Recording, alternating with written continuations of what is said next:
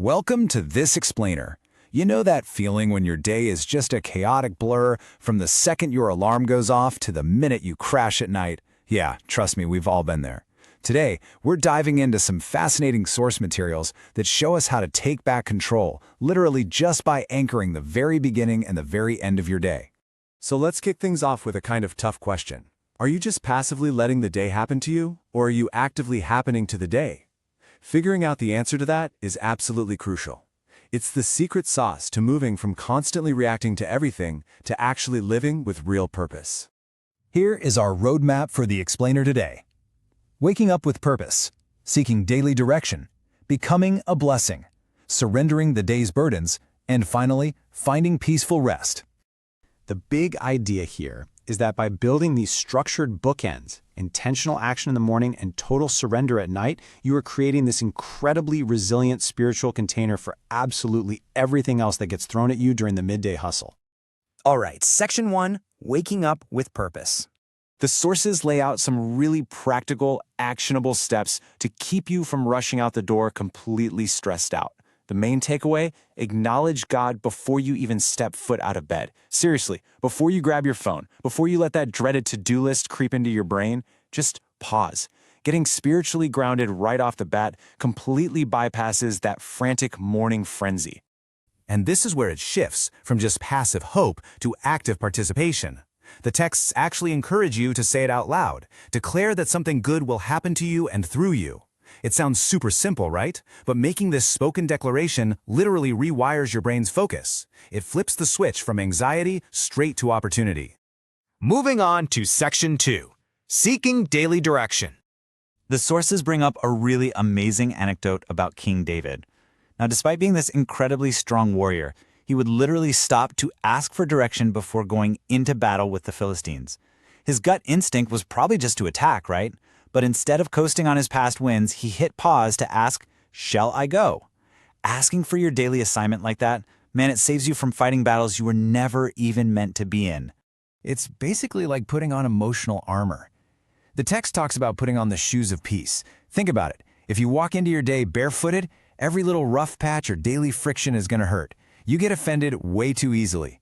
But by consciously choosing to put on those shoes of peace, you're making a pre-commitment.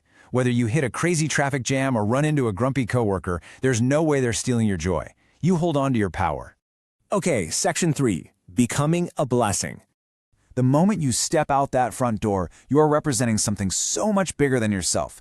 And the sources give us some incredibly tangible advice for this, stuff like acting as a peacemaker and intentionally complimenting the people around you. They even suggest trying to compliment your spouse or a coworker, like 5 times a day.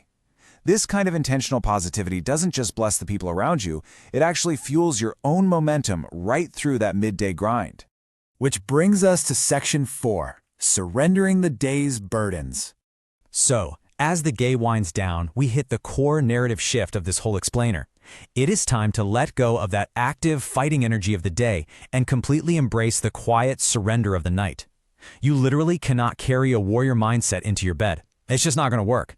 It's all about recognizing our human limitations and simply releasing what we cannot control.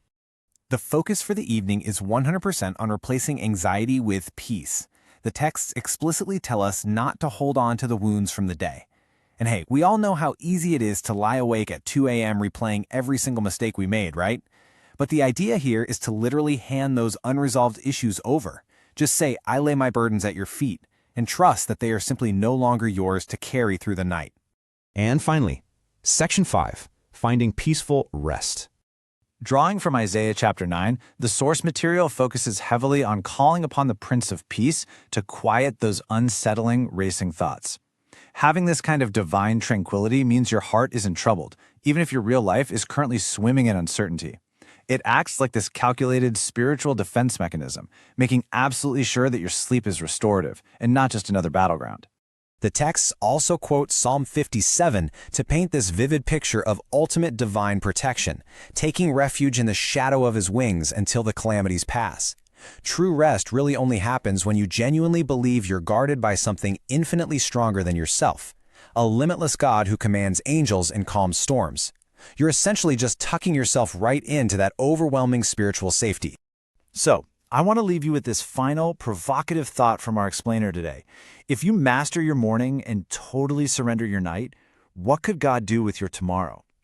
Think about how fundamentally reshaping these bookends of your day could transform your entire reality.